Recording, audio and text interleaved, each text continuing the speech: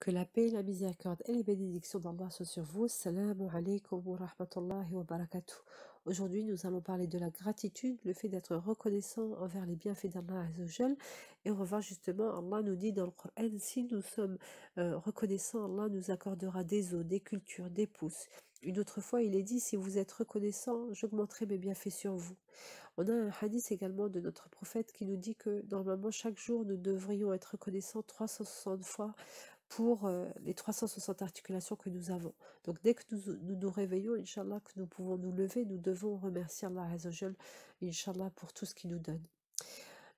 Le compagnon Abdallah ibn Mas'ud radiallahu anhu, lorsqu'il va entendre la beauté justement de la sourate Ar-Rahman où la phrase est répétée plus de 30 fois, c'est pendant 31 fois, lequel donc des bienfaits d'Allah direz-vous? Lorsqu'il va entendre ça, il va vouloir dire cette phrase-là, subhanallah, au Quraysh, il va aller dire reconnaissez tout ce que Allah il nous donne, et on dit qu'à la suite de cela, ils vont prendre des chaussures et le taper et le violenter, subhanallah, alors qu'il voulait juste faire comprendre que voilà, que cette phrase qui est répétée est lourde de sens et veut vraiment dire regardez tout ce que Allah il vous donne. Et à l'opposé, justement, donc l'ingratitude, Allah cite une parabole et il nous dit justement, il nous parle d'une ville qui était ingrate et Allah va leur donner donc deux châtiments qui est la faim et l'insécurité, deux choses qui sont les plus importantes dans la vie. Et c'est justement notre prophète Ibrahim alayhi salam qui va faire cette dua-là lorsqu'il va laisser Hajar et son fils Ismaïl.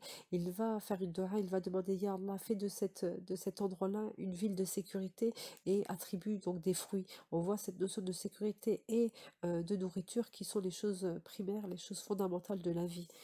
Et justement, elles sont répétées dans la sourate à la fin du Coran, lorsque Allah va dire qu'ils adorent donc le Seigneur de la Kaaba, celui qui les a donc rassurés donc de la peur et qui les a éloignés donc de la faim. On voit bien l'importance de la nourriture et de la sécurité et qu'Allah attribue aux villes qui sont justement ingrates. Qu'Allah, Inch'Allah, il nous aide à faire preuve de gratitude envers tout ce qu'il nous donne, à voir ses bienfaits, à voir sa présence dans notre vie, car il est bien évidemment le digne de louange et de glorification.